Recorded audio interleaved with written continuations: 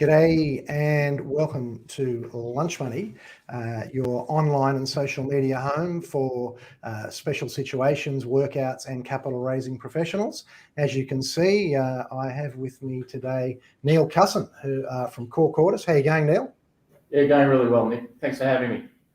You're very, very welcome. Thank you for coming along. Look, our topic of the day is going to be beyond the sales pitch, choosing a business advisor in times of crisis.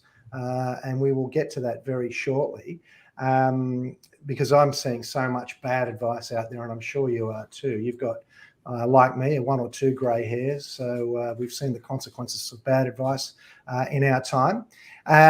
What I would do, first is just ask you how you're seeing things. What's going on? The interest rates are tightening. You know, construction companies seem to be going belly up by the day. What's going on the way you see it from Cor Cordis?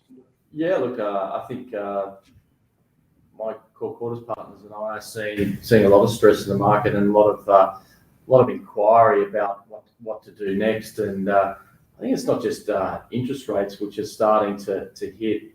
And I think we all appreciate that only about a third of Australians have a material mortgage. So that's only one sector of the economy, but a lot of stress in small business, particularly our SME businesses, around other costs outside of interest rates, finding the right staff, getting supply, but also electricity costs are enormous for small cafes and restaurants. And we're seeing some closures there, which is just quite sad. I mean, SME are the backbone of the Australian economy. So I think we can't forget those SME businesses, and the government needs to give them a little bit more help. You mentioned construction. Yeah, we're probably seeing at least 30% of administrations or insolvencies in that construction space. If you add a property element there, you're probably looking at up to 50% of those distressed insolvencies being in that construction property space. There's other in retail, transport we've seen more recently as well. But yeah. And what the stuff that you like when people are ringing you, what was it? Is it mainly construction? Is it just construction and retail? Is there anything that's jumping out? As I said, a bit of transport that's come off the back of some larger collapses. So that supply chain style businesses. And on the construction, I get people trying to tell me that it's the builders that are in trouble because of fixed costs. It's not the developers. But I don't know. I was around in '91. I'm just not buying that. What do you think? No, I think it's a combination of both of them actually. The combination there's obviously developer builder relationships, and many of those, particularly in Western Sydney, are related in some way. And so there's a combination of elements there for both builders and developers. And when we look at the notices every day, we're seeing more and more activity by the ATO finally deciding to reel in its debts. I've got this headline here from Robert Godliebson, vicious ATO-led hunt to recover 33 billion risks economic destruction. I mean, he's a great journalist, obviously, Robert Godliebson. He's been around a long time. He's not normally, one for exaggeration. He's got the words vicious and destruction all in the one headline there. We're certainly seeing them turning up in the notices more. What's your take? Yeah, look, if you go back to the global financial crisis, the ATO really did nothing in terms of recovery for 3 or 4 years, and then had to then look at recycling capital for the economy. And that's exactly what's happened after COVID. We've had 2.5 years of pretty lightweight ATO activity, and now they're moving forward with their collection processes. There's more DPNs or director penalty notices being issued. Some saying they're thousands, depending on who you're talking to at the moment. And that's just a catch up over the last 2.5 years. And the ATO quite rightly, needs to collect debts for us as part of our government processes and recycle that capital that's probably sitting back, whether in companies that aren't doing a lot, zombie companies or others that just need to be cleaned up, I think. And look, that sort of leads us into the topic of the day, because obviously one of the ATO's tools is to send out director penalty notices. And, whilst, for some people, director penalty notices, why do we always talk about them? I mean, it's so boring. Haven't we got anything else to talk about? But of course, a business that's in trouble, nothing happens until there's a trigger.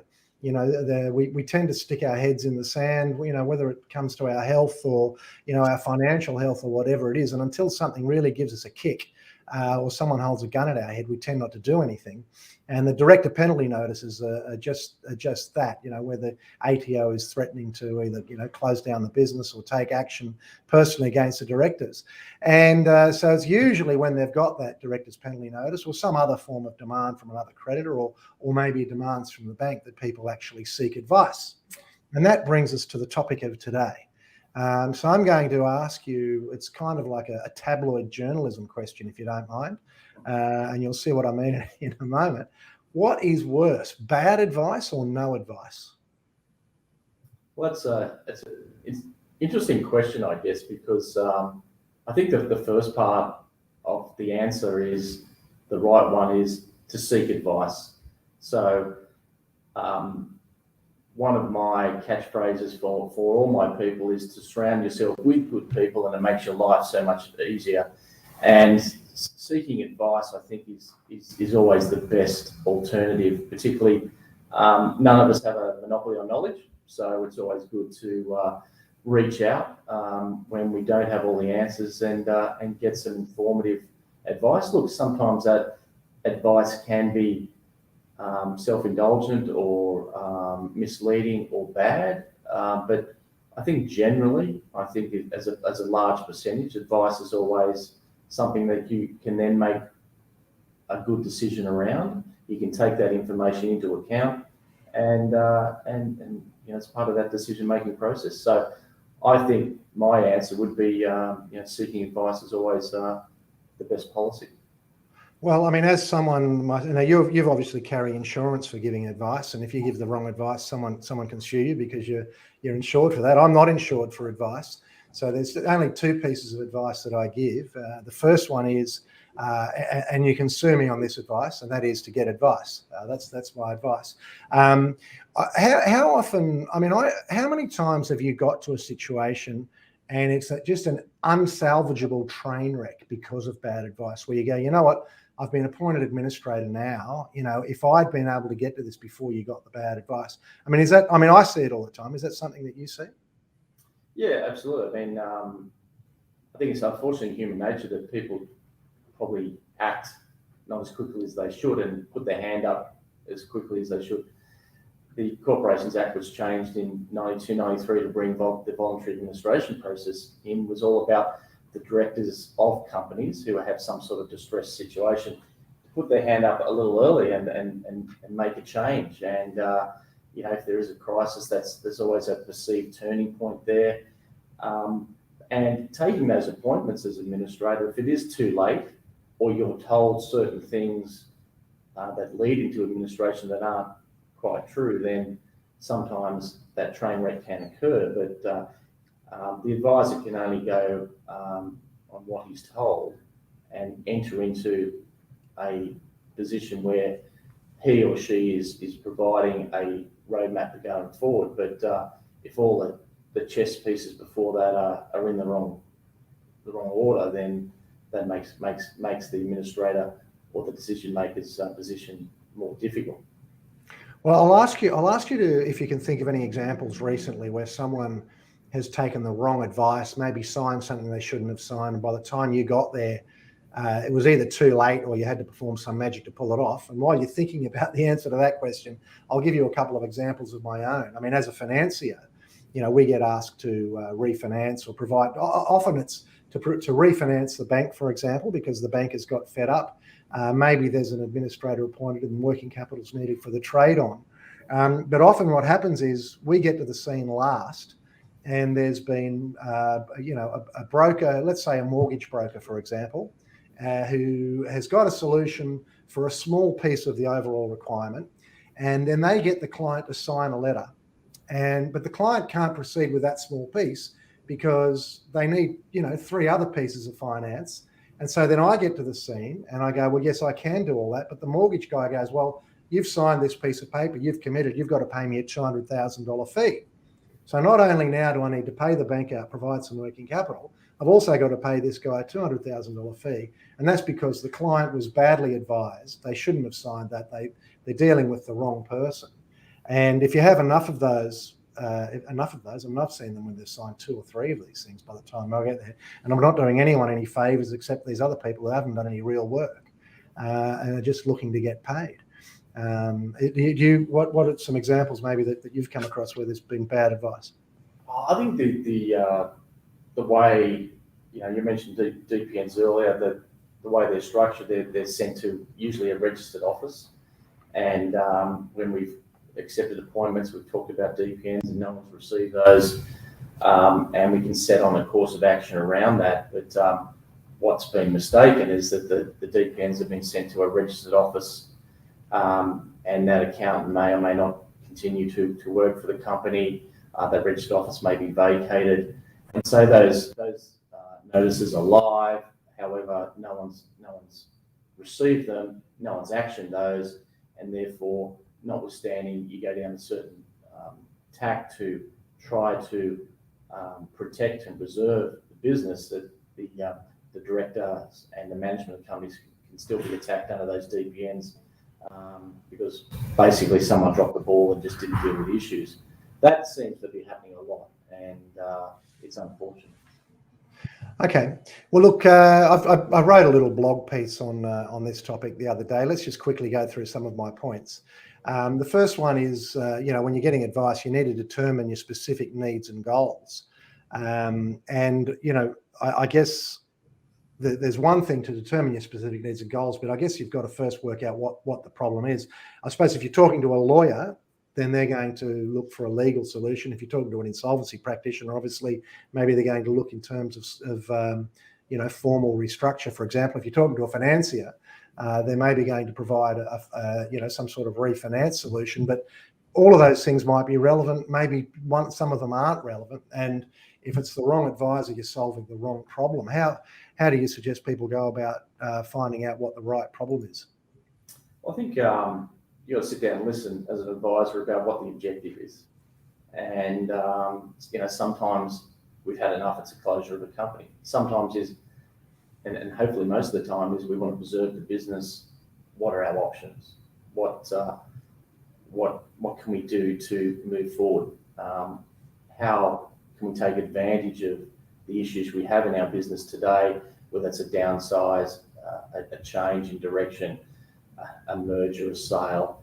What can we bring together to ensure survival of our business? So I think that finding out what the director's objective is initially, and what options are available, and bring that to the table, and have a mature conversation around what that looks like. Can I ask you, Neil? I know I've spoken to people such as yourself, and you have got experience, and you sit down with the client and their accountant. They're in a situation, and you give them honest advice as to what you believe they should do, but it's not what they want to hear. They want to hear something else, right? And because you're giving them the right advice, they go shopping around until they get someone giving them the wrong advice, and then how do you deal with that? I mean, you know what I'm talking about. I think that, look, again, it's a little human nature. Cost is always an issue, and what I'd say to that, and talking with some of my team today, this has come up recently in cost and value, that for your business, which usually means making decisions for your family, taking the cheapest option is not always the best one, and sometimes taking the cheapest option leads to the most expensive mistake you can make. And so I'd caution on cost.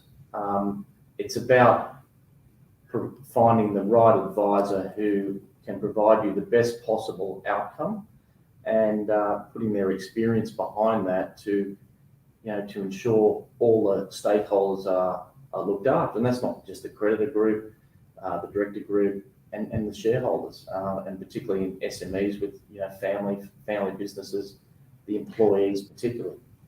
Well, not to mention the wrong advice or the cheap advice. It might be all well and good now, but there's regulators all over the place. You could solve the problem now, but you've got regulators all over you in six months' time. I used in my article, I used an analogy of the parachute. And I suppose if you're going to jump out of a burning aircraft, you're not going to ask for the cheapest parachute, are you? That's why most parachutes have got 2 ripcords, and if you pull the first one, it doesn't open. You at least have one second option before you hit the ground. Yeah, I mean, you certainly don't want to cheap it out. I often say to people, if you're asking the price, you're probably asking the wrong question. If you're in a drag race for pricing, then you're probably not in a distress scenario. But I do know that, again, particularly in your industry, a good experienced person, gives the right advice, but because they're not offering it for $10,000, they get passed over, and of course it ends up being a lot more expensive later on. My next point was look for relevant experience.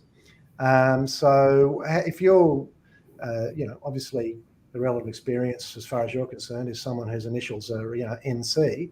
But I mean, apart from that, what do you suggest people look for guidelines in choosing an advisor when it comes to experience? Yeah, I think there's probably 2 parts of that. I mean, there's the easy part where you're looking at an advisor or a practitioner's experience, their professional background. That particular advisor might come with references and testimonials. And testimonials are really only relevant if they're coming from someone, I think, who will definitely put their name to something in the past, rather than just, Adam said we're good. It's very much just doing some digging, doing some due diligence around that, understanding maybe that professional advisor's network, and trying to work through and understand what, with his background, what matters he's worked on before, who he's worked with, and what were the successful outcomes. There's also that cultural and demographic side of things that where an advisor may be chosen because of a cultural background, and we see that in very much in the Chinese community and in the Arabic community. And staying in that demographic may not always be the best outcome. Sometimes it's best to move to a different advisor that's recommended, that can move through the issues, rather than someone who might be a related party, someone who is some sort of distant relative as well. So I'd be sort of suggesting some caution around that, but I think experience and references and word of mouth usually can find you the right advisor initially, to have that initial chat, and then you've got to feel comfortable with that advisor, and because you're going to be working closely together, you need to have some rapport. You need some a working arrangement going forward, a working relationship to make things happen. So I think all those things as a combination are pretty important. Look, let's pick on lawyers, because we don't have a lawyer with us here now. Yeah, I mean, how would you go on? You meet an accountant, gives you a call, and they say, "Listen, I've got this client who's in a bit of trouble. Can you give us some advice?" I mean, one of the things I say is you've got to have a lawyer, because obviously an insolvency practitioner looks to maximise outcomes for all stakeholders. You can't just act for the director, obviously, whereas a lawyer can do that.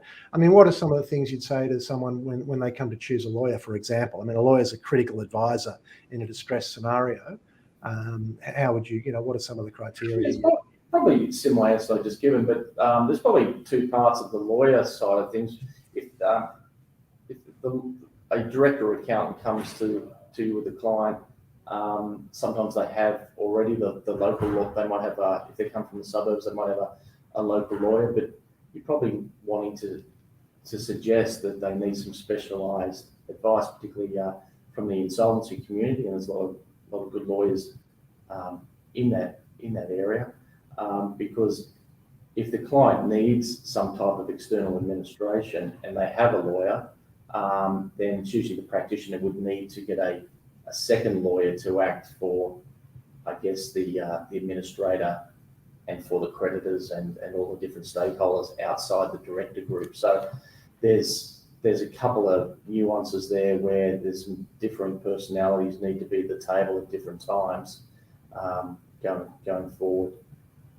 Yeah, I had an experience late last year where there was a lawyer who was not an insolvency expert, and I'm not a lawyer at all, obviously, but the client wanted some funding to pay out a creditor, a supplier.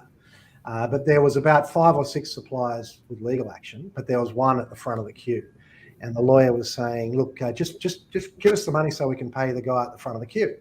And I said, well, no, you've got to solve the whole problem, because as soon as you pay the guy at the front of the queue, I mean, you know what I'm talking about, substituting, right? Then the next guy's going to be there, and then the next one, the next one, the next one. You need to solve the whole problem. And, I said to the lawyer, like, what are you going to do if we pay out that first creditor, but then the second creditor liquidates his business anyway? And the lawyer's attitude, well, that's a risk we have to take. And it reminded me of the old saying about doctors burying their mistakes. So you definitely need someone who is experienced in the field, like with specific experience.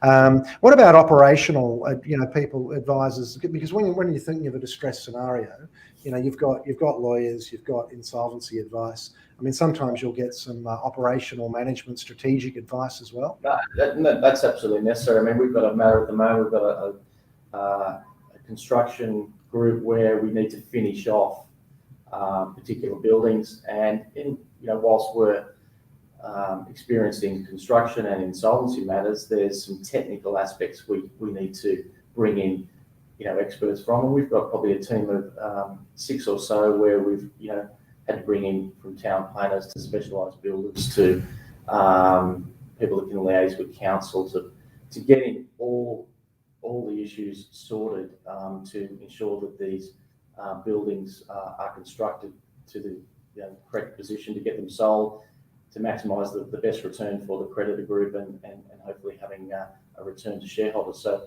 bringing in purpose built experts for the strategy of completing a building or another type of assignment is absolutely necessary. And in every industry, there is different experts, and those experts are required to get the best possible result. And even lawyers or accountants cannot be specialists in all fields. We can have a general knowledge and we can have some good experience, but we do need to bring in third-party experts at various times to give us that opportunity to get the best possible result. I must say, I'm always wary of the expert. You ask them, what industry do you specialise in? And the answer is just, well, what industry have you got? I specialise in everything. And I always think, the person that says they specialise in everything is quite possibly someone who specialises in nothing. I mean, in the construction industry, obviously, in particular, you need, there's all, I guess any industry, it's always handy if you're able to pick up the phone to someone. I think that's important because what you don't want to do is appoint an advisor who is learning on your matter. God. there's a massive cost there, and it's a great learning experience for the new advisor. But I agree, you can't specialise in everything, and many of the matters that come to Cor Cordis, we need to go on a beauty parade of why we think we're the preferred experts in this particular area, and people have to put up their expertise and confirm that they've had some good experience and some live matters recently in those particular industries, and that's a good norm to have. Otherwise, banks, financiers, lenders such as yourselves, or directors are potentially finding experts who are learning on the run. Yeah, I mean, that is a real bugbear, experts learning on the run. As you say, it's great for the kid. I'm thinking of recent examples where, we've sent our finance documents off and it's gone to the lawyer for the client.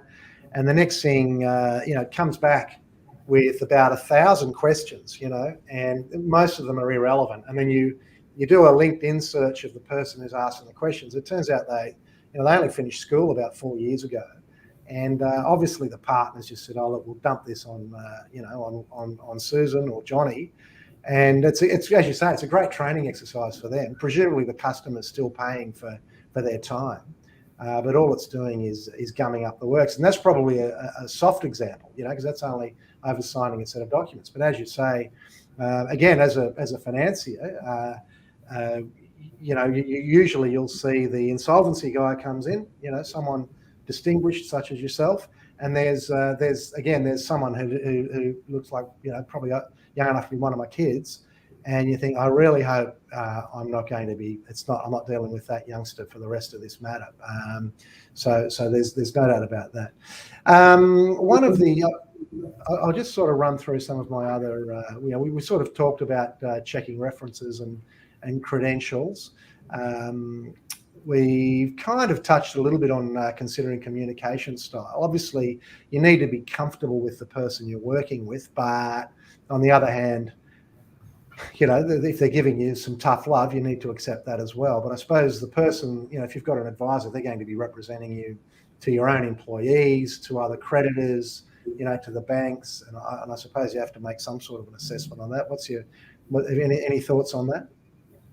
Yeah, I think if you accept you're appointed as the advisor for a company, you're now in charge.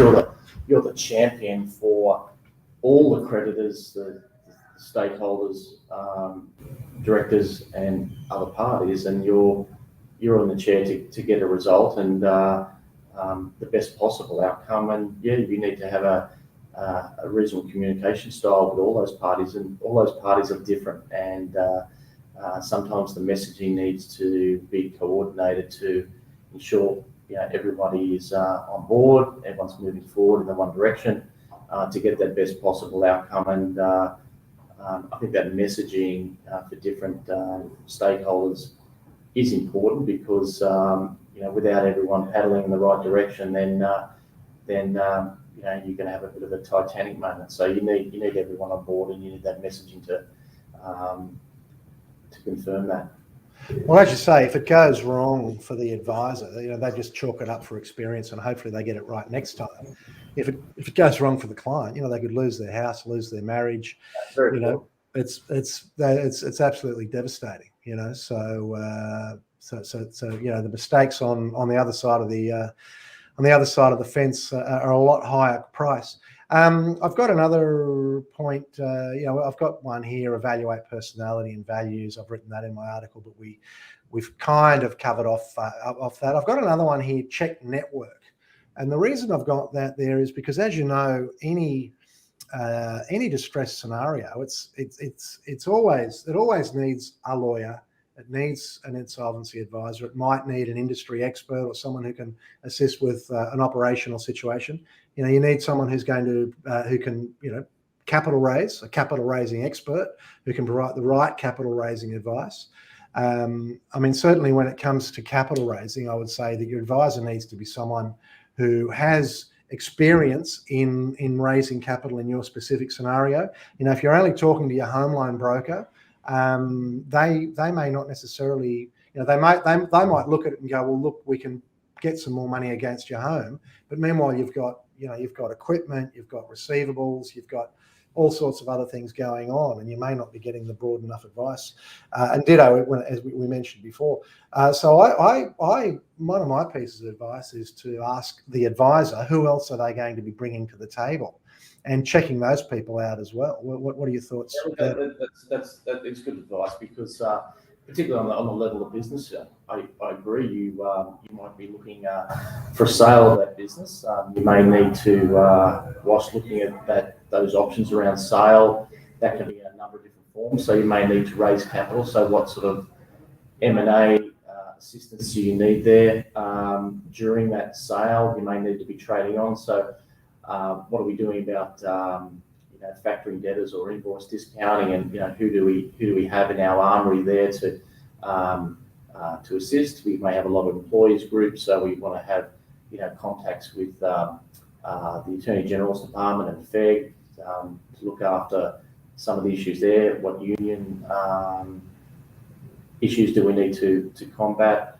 and also dealing with the regulators. And I say that broadly because I've got a couple of pharmacies on our books at the moment that we've had to deal with the Pharmacy Council of New South Wales, and each industry has its different bodies and guilds and other areas where you need to have some rapport with, you need to have some relationships to get things happening quickly. And the biggest issue, one of the great issues for advisors and what we do is time. Time is very important to get the right result, and time is important for certain milestones, and particularly when you're trading on a business and keeping business alive. So I think all those issues are important. Yeah, I really think it's certainly a question I ask is who else is going to be at the table? Who else are we going to be dealing with? And you've got time. Find out who they are. Check them out. Look them out on LinkedIn. Do a search for them in the newspaper.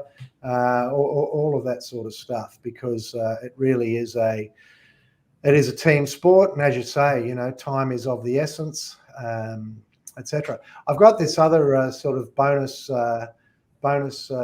piece of advice is don't sign anything your lawyer hasn't checked. I wonder, certainly I've said to you before that one of my bugbears is, the wrong financial advisor has suggested the wrong financial solution. And even though no money's changed, no money's been provided, the client signed a clause saying that if you don't proceed, you've got to pay us $200,000 as a, whatever it might be, fee for this or a fee for that. And all of a sudden, that's an extra $200,000 you've got to find. And you think, why would you sign a document like that without showing it to your lawyer first? I mean, I know everything's critical, but, and I'm sure there'd be times when someone's asked you for advice, but they've already signed up elsewhere. Yeah, look, I'd go one step earlier and say don't sign anything you haven't read. And that's amazing to make that comment, but I see so many people have signed stuff and they say, we just didn't read it. Let alone have a lawyer check it. But absolutely, any legal document needs some legal input, and there's too many great lawyers in metropolitan Sydney or New South Wales that you can call on to make sure that happens. And sometimes we are not the first advisors to be called upon, and by the time third parties come to us, then they have signed certain documents which can make their life a little bit more difficult, particularly if that's in relation to finance or particularly some type of loans or some type of financing that doesn't really reflect their business well. I've dealt with a lot of cash businesses who the banks have actually called on and said, we'll give you an invoice discounting or debt factoring arrangement when it's a cash business, and that leads to, unfortunately, bad behaviour. And the bank should have seen that wasn't a fit for. Well, the other thing is, of course, that they could lose 2 weeks trying to apply for something they're never going to qualify for. I've seen that time and again as well. Someone says, we'll get that deal done over here, and 2 weeks goes by, and the client's got it in their head, I need that money on the 15th of March, and the 15th of March arrives and it lands on my desk, and it's like, well, I can't do it this afternoon. I need a little bit of time as well, but that time's been wasted. Another thing that I know that happens in your profession is, and I've seen it happen with my clients, is the client rings me up and says, I've just gone into administration, I've signed up with XYZ, and I say, well, did you get any advice? Why did you have to sign right now? Like, why what was this afternoon so critical? And I say, oh, well, they told me that if I didn't sign right now, I was trading insolvent and I could go to jail. And, and of course, if you'd said to them, can you name someone who's gone to jail in the last 10 years for insolvent trading, they wouldn't be able to name someone, or maybe you can name someone, I don't know. But have you come across those scenarios? I mean, I've seen it a lot. Yeah, look, I mean, I think you only know what you know, and if you're coming from an area of management where you're not a favour with what administration means or liquidation means, you are, as a director or a party, learning on the run, and you people tell you things and you listen to that, and some people take that to heart without probably checking that further. It's always good to have a chat with with or two or so advisors. And as I said, there's usually a little bit of a beauty parade when you're choosing someone that's going to take out your business. But I think you've got to turn to your accountant and lawyer and ask, is that right? And if you don't have one of the two of those things, you need to sort that out quickly. But I think sanity, should prevail. Take a breath and find out the right road forward before making a quick decision. Generally, these things don't have to be made in 24 hours. There is exceptions, particularly when people find out they have a DPN that's expiring that day. But other than that, you do have 24, 48 hours to make some informed decision. It comes back to your first question: is that why you want to have a decent advisor that your people around you can send you to have a quick chat with? And I think that what was I going to say? Well, the other thing is too that I know that with yourself, if the only advice the person's giving you is sign up with me, there could be a problem as well. I mean, I know that there'll be some some insolvency advisors that ring me up and say, look, this person's crossed my desk, but they really should be able to avoid a formal administration. We've given them a little bit of advice around their cash flows, but we think they might need some finance, or maybe it's or something like that, where you go, look, this one's not for me. It doesn't need me yet. It might need me down the track. But if the solution is always, sign up with me, then I'm a little bit wary of that as well. Yeah, I think that what comes past your desk a lot is parties you've dealt with before, and there could be some independence or some conflict issues that arise, and then you are, required, I guess, to pass those potential files over to some other trusted advisors in your network, whether that's sending them to see a lawyer first, and then a lawyer may then choose their trusted advisors. But from time to time, you need to pass over issues, because the regulator said that you shouldn't be the person to look after them, and you have to hand on the heart deal with that and do the right thing by the client and move that on. Okay. Well, look, we've certainly covered all my points. Anything else you want to add? Yeah, I guess it's interesting. We had our International Women's Day function on Wednesday. Some of our clients and had a bit of a panel, and one of the ladies on our panel was talking about family law and getting the right advice. And one of the issues that came up in that discussion was that the family lawyer, part of the advisor, is a lot of the information that they're giving, but also a lot of the advice is nearly like therapy, because there's a lot of, I guess, social and personal issues that arise when dealing with which advisor you should choose, because I guess there's a lot of emotion, and there's a lot of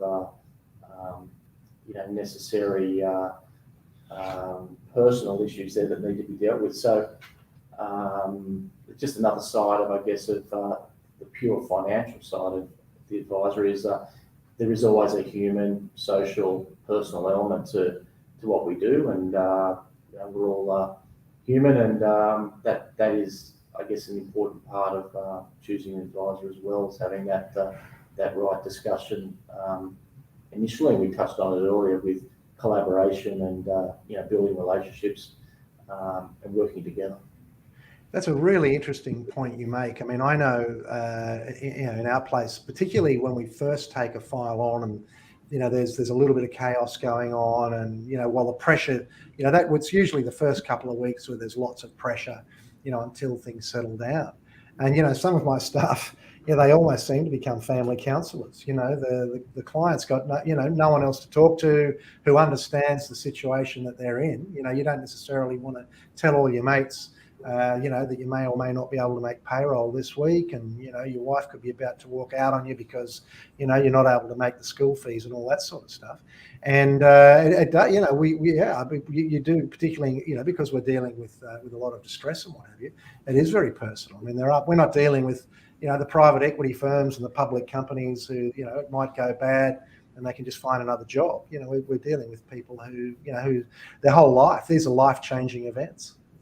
Yeah, I think distress and uncertainty, that gravitates all those issues to the top, and they bubble away. And you know, you can have people in your boardroom that are in tears, but you've just got to break things down to its simplest form, and then you know, deal with one issue at a time. And I think if you can go through those building blocks and show how those blocks can turn into the right possible outcome, you know, with lots of effort and some things going your way, then you can you know, can really provide a solution and be helpful. Okay. All right, Neil. Well, we've had a good chat. Time's gone by very quickly, so I'll say to you, thank you very much for thank you for taking the for coming along. Have a great weekend. Okay. Yeah, you too. Take it easy. Cheers, Cheers. Neil. Bye. Thanks. Bye.